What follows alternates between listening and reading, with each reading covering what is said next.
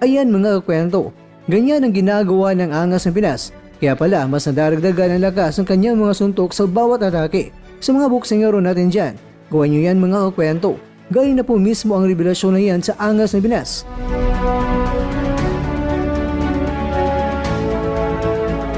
Samantala, biglang ni-ambush si Pacman sa katanungan na sa mundo ng boxing ngayon, sino ang boksingero na para kay Pacman na susunod sa kanyang yapak na naging 8th Division World Champion? Dito ay hindi kaagad nakasagot si Pacman at mga 10 segundo pa siguro ang lumipas at biglang sumagot na ito at sinabi niya na ang mas sa tingin niya na kayang masundan ng yapak niya ay itong si Inoue.